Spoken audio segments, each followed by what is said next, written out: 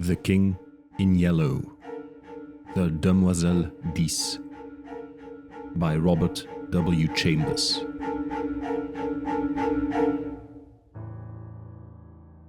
There be 3 things which are too wonderful for me, 4, which I know not. The way of an eagle in the air, the way of a serpent upon a rock, the way of a ship in the midst of the sea, and the way of a man with a maid.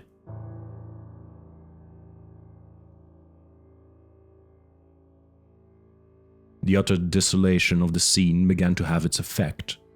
I sat down to face the situation and, if possible, recall to mind some landmark which might aid me in extricating myself from my present position. If I could only find the ocean again, all would be clear, for I knew one could see the island of Gras from the cliffs.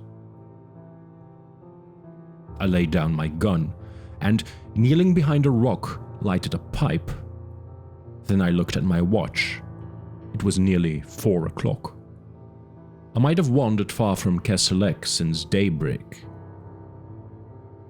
Standing the day before on the cliffs below Kerselec with Goulvan, looking out over the somber moors among which I had now lost my way, these downs had appeared to me level as a meadow stretching to the horizon, and although I knew how deceptive is distance, I could not realize that what from Kerselec seemed to be mere grassy hollows were great valleys covered with gorse and heather, and what looked like scattered boulders were in reality enormous cliffs of granite.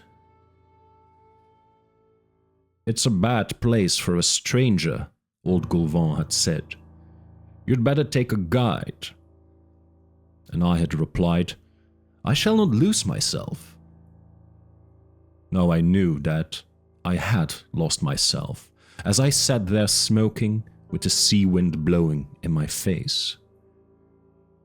On every side stretched the moorland, covered with flowering gorse and heath and granite boulders. There was not a tree in sight, much less a house. After a while, I picked up the gun and, turning my back on the sun, tramped on again. There was little use in following any of the brawling streams which every now and then crossed my path, for, instead of flowing into the sea, they ran inland to reedy pools in the hollows of the moors. I had followed several, but they all led me to swamps or silent little ponds from which the snipe rose peeping and wheeled away in an ecstasy of fright. I began to feel fatigued, and the gun galled my shoulder in spite of the double pads. The sun sank lower and lower, shining level across yellow gorse and the moorland pools. As I walked, my own gigantic shadow led me on, seeming to lengthen at every step. The gorse scraped against my leggings, crackled beneath my feet, showering the brown earth with blossoms, and the brake bowed and billowed along my path. From tufts of heath, rabbits scurried away through the bracken, and among the swamp grass I heard the wild ducks' drowsy quack. Once a fox stole across my path, and again, as I stooped to drink at a hurrying rill, a heron flapped heavily from the reeds beside me. I turned to look at the sun. It seemed to touch the edges of the plain.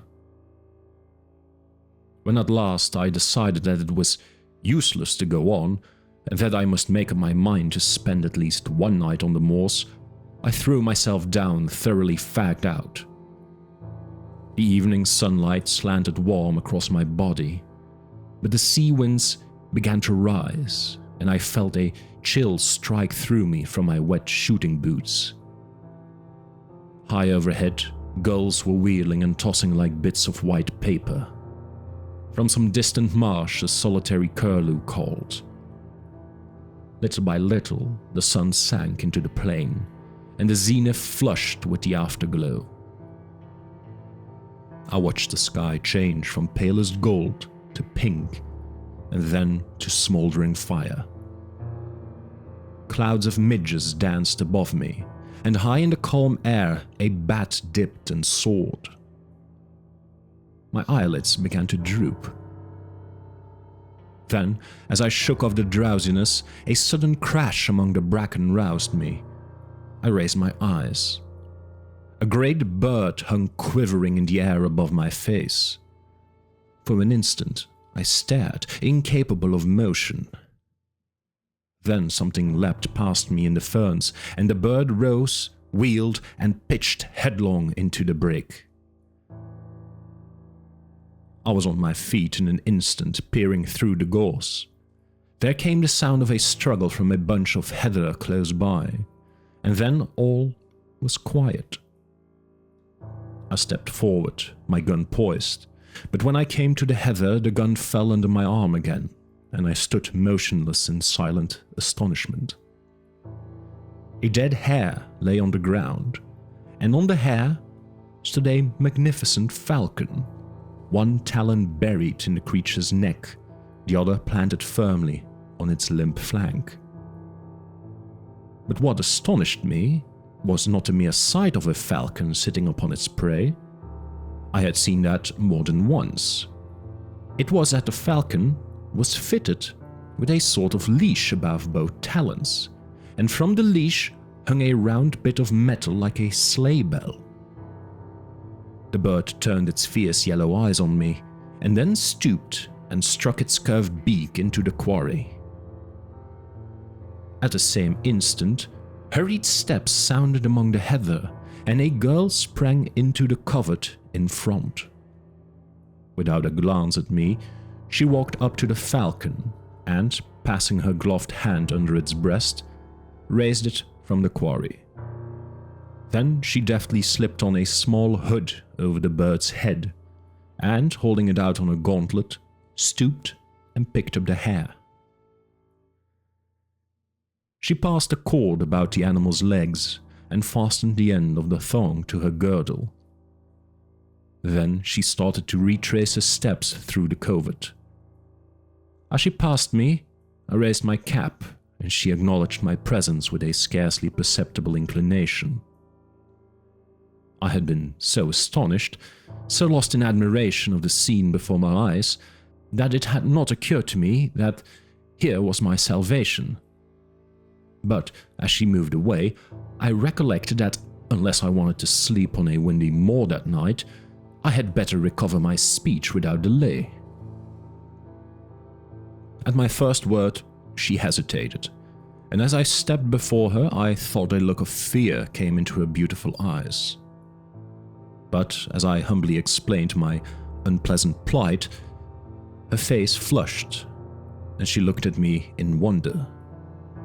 Surely you did not come from Kerselek? She repeated. Her sweet voice had no trace of the Breton accent, nor of any accent which I knew, and yet there was something in it I seemed to have heard before.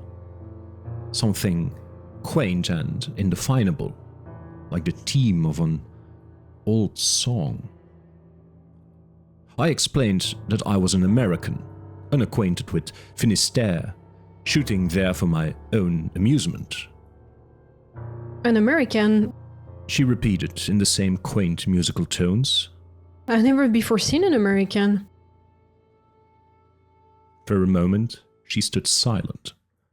Then, looking at me, she said, If you should walk all night, you could not reach Kerselek now, even if you had a guide.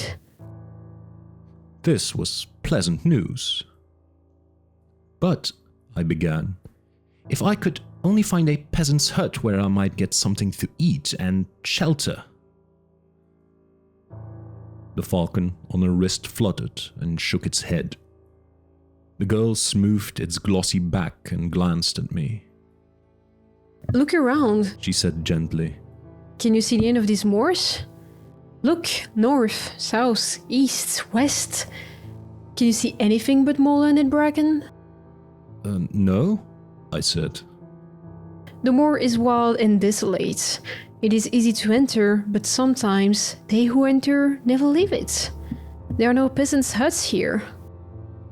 Well, I said, If you would tell me in which direction Kerselec lies, tomorrow it will take me no longer to get back than it has to come.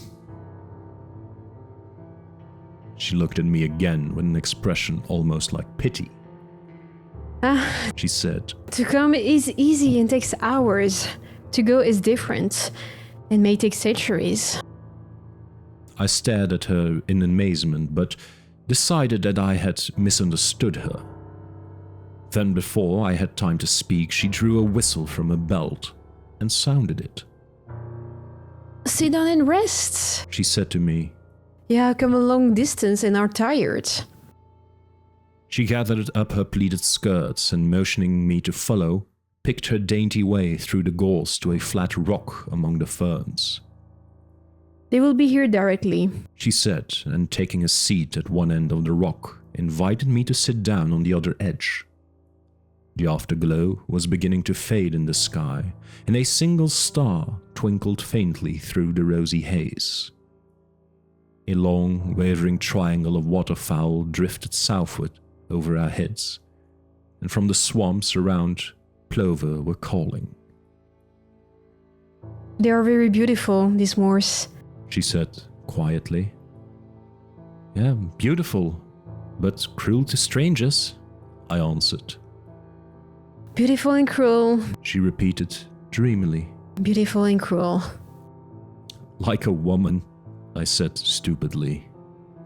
Oh, She cried with a little catch in her breath and looked at me. Her dark eyes met mine, and I thought she seemed angry or frightened. like a woman? She repeated under her breath. How cruel to say so. Then, after a pause, as though speaking aloud to herself, How cruel for him to say that. I don't know what sort of an apology I offered for my inane though harmless speech, but I know that she seemed so troubled about it that I began to think I had something very dreadful without knowing it, and remembered with horror the pitfalls and snares which the French language sets for foreigners. While I was trying to imagine what I might have said, a sound of voices came across the moor, and the girl rose to her feet. No, She said with a trace of a smile on her pale face. I will not accept your apologies, monsieur, but I must prove you wrong, and that shall be my revenge. Look, here come Hastur and Raoul. Two men loomed up in the twilight. One had a sack across his shoulders, and the other carried a hoop before him as a waiter carries a tray. The hoop was fastened with straps to his shoulder, and around the edge of the circlet sat 3 hooded falcons fitted with tinkling bells. The girl stepped up to the falconer, and with a quick turn of her wrist transferred her falcon to the hoop, where it quickly sidled off and nestled among its mates, who shook their hooded heads and ruffled their feathers till the bell jesses tinkled again. The other man stepped forward, and bowing respectfully, took up the hare and dropped it into the game sack.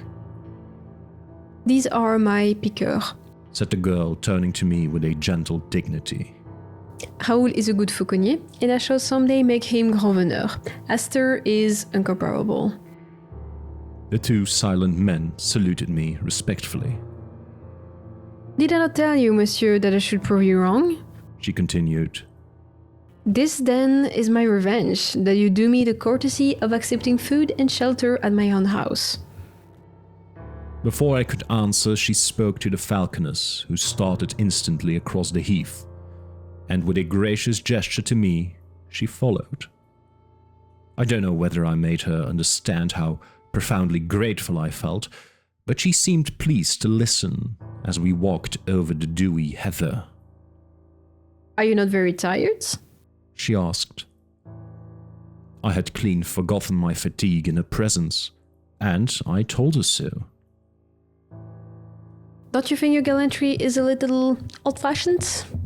She said, and when I looked confused and humbled, she added quietly, Oh, I like it. I like everything old-fashioned. And it is delightful to hear you say such pretty things. The moorland around us was very still now under its ghostly sheet of mist. The plovers had ceased their calling. The crickets and all the little creatures of the fields were silent as we passed. Yet it seemed to me as if I could hear them beginning again, far behind us. Well in advance, the two tall falconers strode across the heather, and the faint jingling of the hawks' bells came to our ears in distant, murmuring chimes. Suddenly, a splendid hound dashed out of the mist in front, followed by another and another, until half a dozen or more were bounding and leaping around the girl beside me. She caressed and quieted them with her gloved hand, and speaking to them in quaint terms which I remembered to have seen in old French manuscripts. Then the falconers on the circlet borne by the falconer ahead began to beat their wings and scream, and from somewhere out of sight the notes of a hunting horn floated across the moor. The hounds sprang away before us and vanished in the twilight. The falcons flapped and squealed upon their perch, and the girl, taking up the song of the horn, began to hum. Clear and mellow, her voice sounded in the night air.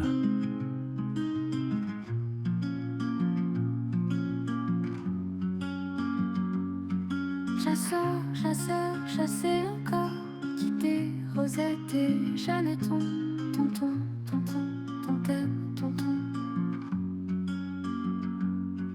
Ou pour rabattre dès l'aurore que les amours soient de planton, tonton, tontaine, tonton.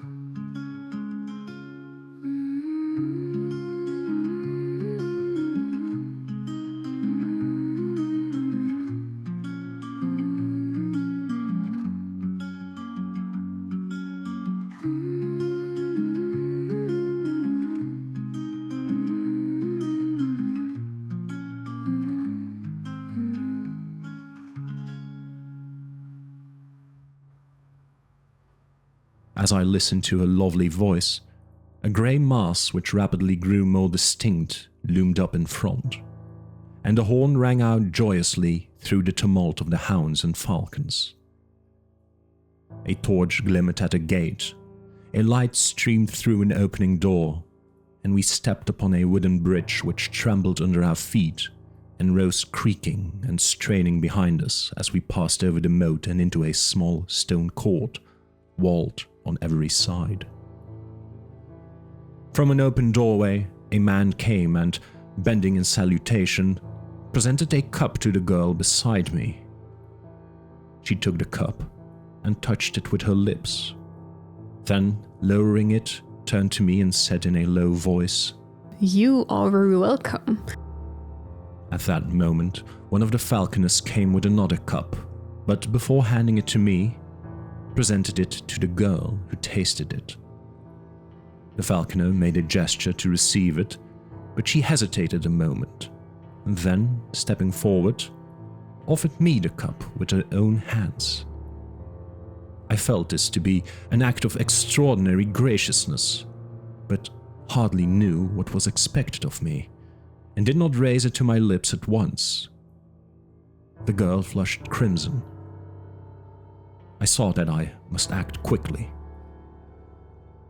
"Mademoiselle," I faltered, "a stranger whom you have saved from dangers he may never realize empties this cup to the gentlest and loveliest hostess of France." "In his name," she murmured, crossing herself as I drained the cup. Then, stepping into the doorway, she turned to me with a pretty gesture and, taking my hand in hers, led me into the house, saying again and again, "You are very welcome. Indeed, you are welcome to the Château d'Ys." I awoke the next morning with the music of the horn in my ears, and leaping out of the ancient bed, went to a curtained window where the sunlight filtered through the little deep-set panes. The horn ceased as I looked into the court below. A man who might have been brother to the two falconers of the night before stood in the midst of a pack of hounds. A curved horn was strapped over his back, and in his hand he held a long lashed whip. The dogs whined and yelped, dancing around him in anticipation.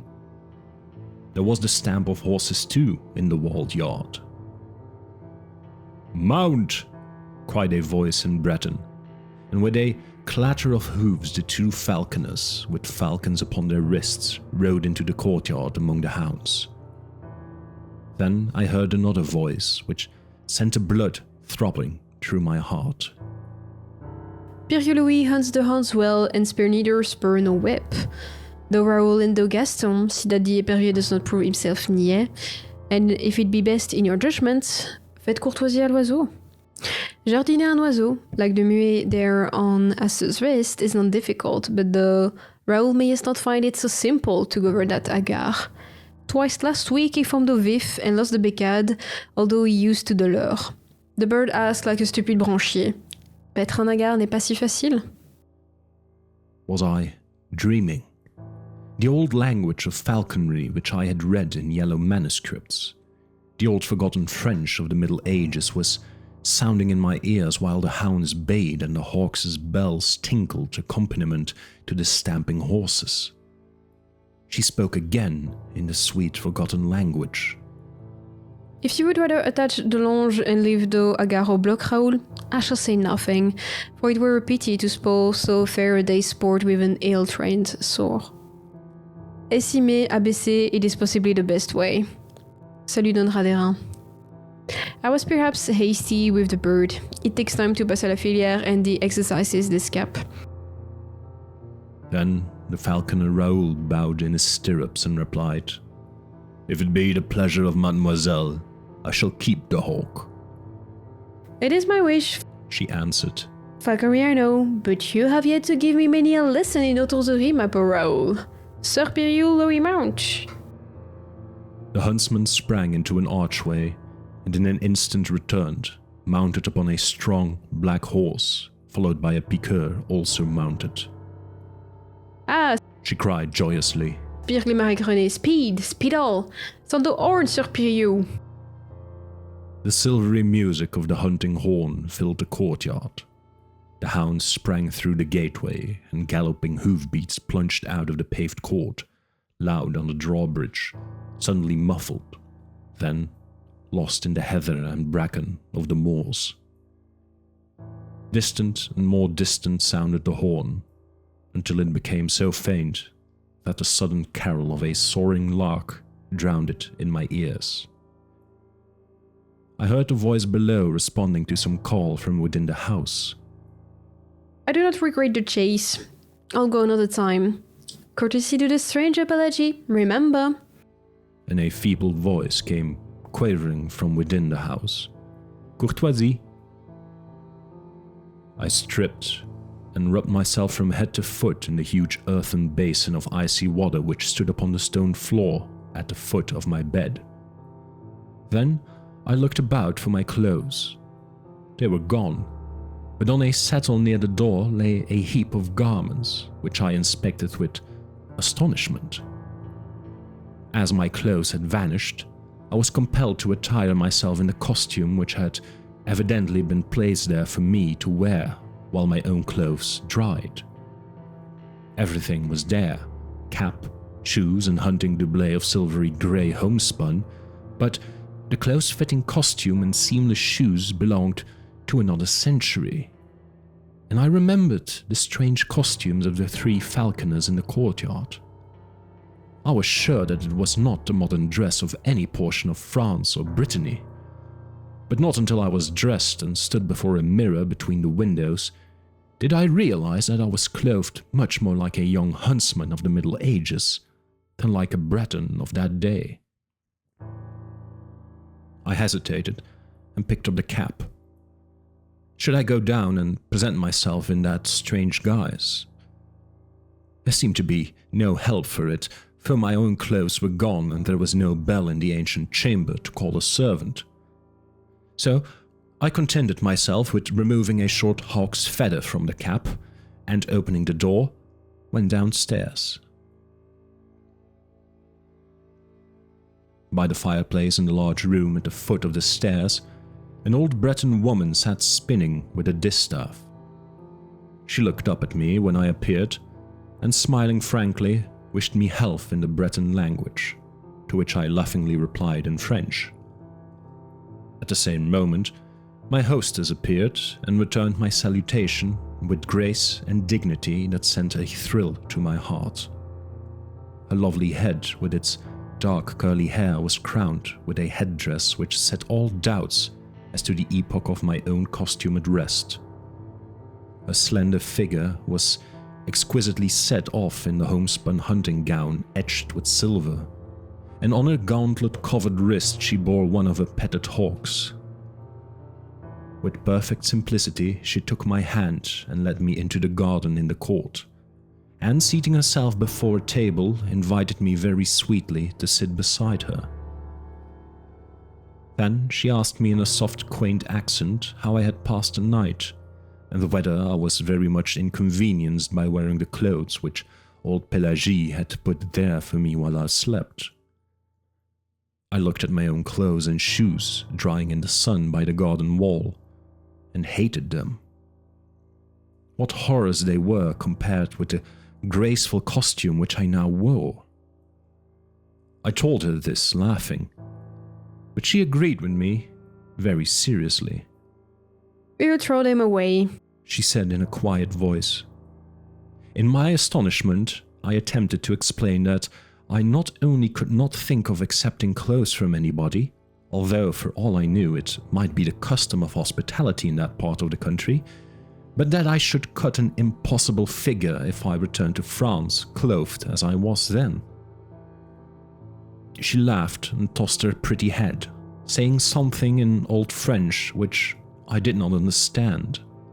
And then Pelagie trotted out with a tray on which stood 2 bowls of milk, a loaf of white bread, fruit, a platter of honeycomb, and a flagon of deep red wine. She smiled. "I would rather die than forget one word of what you have said," I blurted out, while my cheeks burned. "She will think me mad," I added to myself, but she turned to me with sparkling eyes. "Ah, She murmured. then Monsieur knows all that there is of chivalry." She crossed herself and broke bread. I sat and watched her white hands, not daring to raise my eyes to hers. "Will you not eat?" She asked. "Why do you look so troubled?" Why? I knew it now. I knew I would give my life to touch with my lips those rosy palms. I understood now that from the moment when I looked into her dark eyes there on the moor last night, I had loved her. My great and sudden passion held me speechless. "Are you ill at ease?" She asked again. Then, like a man who pronounces his own doom, I answered in a low voice, "Yes, I am ill at ease for love of you."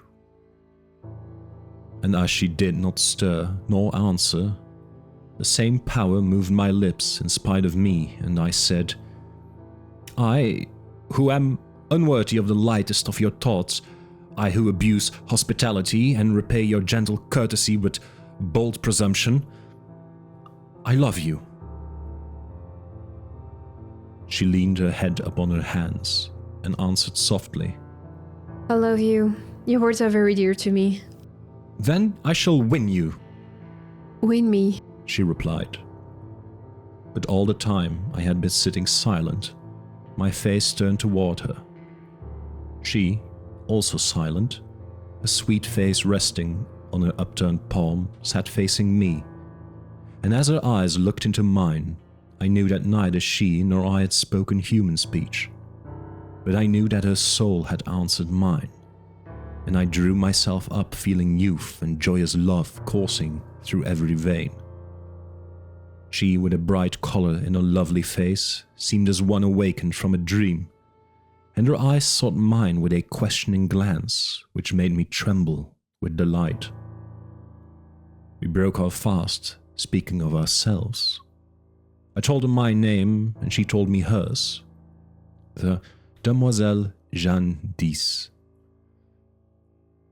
She spoke of her father and mother's death, and how the 19 of her years had been passed in the little fortified farm alone with her nurse Pélagie, Glemarec René de Piqueur, and the 4 falconers, Raoul, Gaston, Hastur, and the Sieur Piriou Louis, who had served her father. She had never been outside the moorland, never even had seen a human soul before, except the falconers and Pélagie. She did not know how she had heard of Kerselec. Perhaps the falconers had spoken of it. She knew the legends of Loup-Garou and Jean la Flamme from her nurse Pélagie. She embroidered and spun flax. Her hawks and hounds were her only distraction. When she had met me, there on the moor, she had been so frightened that she had almost dropped at the sound of my voice. She had, it was true, seen ships at sea from the cliffs, but as far as the eye could reach, the moors over which she galloped were destitute of any sign of human life. There was a legend which old Pélagie told, how anybody once lost in the unexplored moorland might never return, because the moors were enchanted. She did not know whether it was true. She never had thought about it until she met me. She did not know whether the falconers had even been outside, or whether they could go if they would. The books in the house which Pélagie the nurse had taught her to read were hundreds of years old. All this she told me with a sweet seriousness seldom seen in anyone but children. My own name she found easy to pronounce, and insisted, because my first name was Philip, I must have French blood in me. She did not seem curious to learn anything about the outside world, and I thought perhaps she considered it had forfeited her interest and respect from the stories of her nurse. We were still sitting at a table, and she was throwing grapes to the small field birds which came fearlessly to our very feet. I began to speak in a vague way of going, but she would not hear of it, and before I knew it, I had promised to stay a week and hunt with hawk and hound in their company. I also obtained permission to come again from Kerselec and visit her after my return. Why? She said innocently. I do not know what I should do if you never came back. And I, knowing that I had no right to awaken her with the sudden shock which the avowal of my own love would bring to her, sat silent, hardly daring to breathe. You will come very often? She asked. Very often, I said. Every day? Every day. Oh, She sighed. I'm very happy. Come and see my oaks. She rose and took my hand again with a childlike innocence of possession, and we walked through the garden and fruit trees to a grassy lawn which was bordered by a brook. Over the lawn were scattered 15 or 20 stumps of trees, partially embedded in the grass, and upon all of these, except 2, sat falcons. They were attached to the stumps by thongs which were, in turn, fastened with steel rivets to their legs just above the talons. A little stream of pure spring water flowed in a winding course within easy distance of each perch. The birds set up a clamor when the girl appeared, but she went from one to another, caressing some, taking others for an instant upon her wrist, or stooping to adjust their jesses. Are they not pretty? She said. See, here's a falcon gentil. We call it ignoble because it takes the quarry in direct chase. This is a blue falcon. In falconry we call it noble because it rises over the quarry and willy drops upon it from above. This white bird is a gerfalcon from the north. It is also noble. Here's a merlin, and this tiercelet is a falcon erroné. I asked her how she had learned the old language of falconry. She did not remember, but I thought her father must have taught it to her when she was very young. Then she led me away and showed me the young falcons still in the nest. They are termed niais in falconry. she explained. A branchier is the young bird which is just able to leave the nest and hop from branch to branch. A young bird, which has not yet molted, is called a sore, and a muet is a hawk which has molted in captivity. When we catch a wild falcon which has changed its plumage, we term it a hagard. Raoul first told me to dress a falcon. Shall I teach you how it's done? She seated herself on the bank of the stream among the falcons, and I threw myself at her feet to listen. Then the Demoiselle D'Ys held up one rosy-tipped finger and began very gravely. First, one must catch the falcon. "I am caught," I answered. She laughed very prettily and told me my dressage would perhaps be difficult, as I was noble. "I am already tamed," I replied. "Jest and belt." She laughed, delighted. Oh, my brave falcon. Then you will return at my call? "I am yours," I answered gravely. She sat silent for a moment. Then the color heightened in her cheeks, and she held up a finger again, saying, Listen, I wish to speak of falconry. "I listen, Countess Jeanne D'Ys." But again she fell into the reverie, and her eyes seemed fixed on something beyond the summer clouds. Philip, She said at last. "Jeanne," I whispered. that is all. That is what I wished. She sighed. Philippe and Jeanne. She held her hand toward me, and I touched it with my lips. Win me. She said, but this time it was the body and soul which spoke in unison. After a while, she began again. "Begin," I replied. "We have caught the falcon." Then Jeanne D'Ys took my hand in both of hers and told me how, with infinite patience, the young falcon was taught to perch upon the wrist, how little by little it became used to the belle jesses and the chaperon à cornette. They must first have a good appetite. She said. Then, little by little, I reduce their nourishment, which in falconry we call pas. When, after many nights passed au bloc as these birds are now, I prevail upon the hagard to stay quietly on the wrist, then the bird is ready to be taught to come for its food. I fix the pas to the end of a tongue or leurre and teach the bird to come to me as soon as I begin to whirl the cord in circle about my head.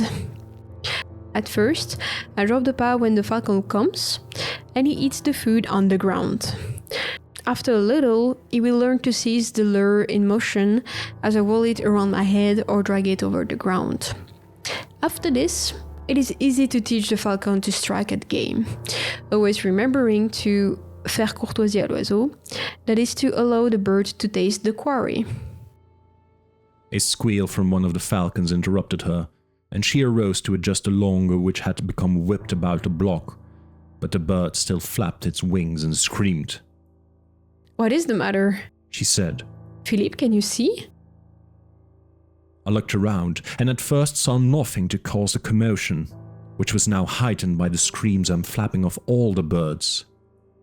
Then my eye fell upon the flat rock beside the stream from which the girl had risen.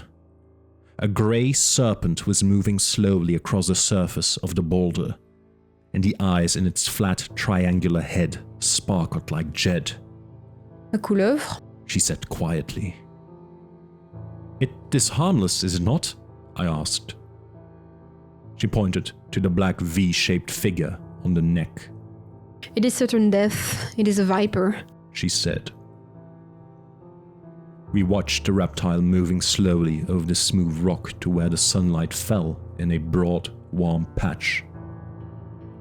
I started forward to examine it, but she clung to my arm, crying. Don't, Philippe, I'm afraid. "For me?" For you, Philippe. I love you. Then I took her in my arms and kissed her on the lips, but all I could say was, "Jeanne, Jeanne." Jeanne. And as she lay trembling on my breast, something struck my foot in the grass below, but I did not heed it. Then again, something struck my ankle, and a sharp pain shot through me. I looked into the sweet face of Demoiselle D'Ys and kissed her, and with all my strength lifted her in my arms and flung her from me. Then, bending, I tore the viper from my ankle and set my heel upon its head. I remember feeling weak and numb. I remember falling to the ground. Through my slowly glazing eyes, I saw Jeanne's white face bending close to mine. And when the light in my eyes went out, I still felt her arms about my neck and her soft cheek against my drawn lips.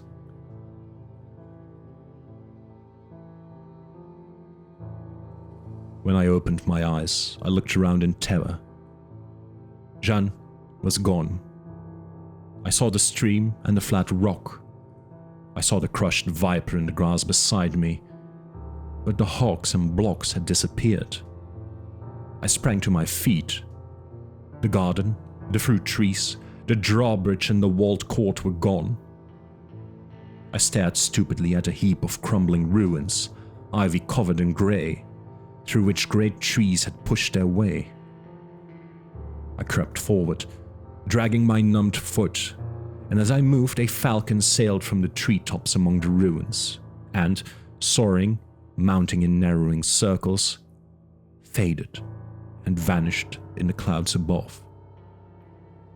"Jeanne! Jeanne!" I cried, but my voice died on my lips and I fell on my knees among the weeds. And, as God willed it, I, not knowing, had fallen kneeling before a crumbling shrine carved in stone for our Mother of Sorrows. I saw the sad face of the Virgin wrought in the cold stone. I saw the cross and the thorns at her feet, and beneath it I read, "Pray for the soul of the Demoiselle D'Ys, who died in her youth for love of Philip, a stranger, Anno Domini 1573. But upon that icy slab lay a woman's glove, still warm and fragrant.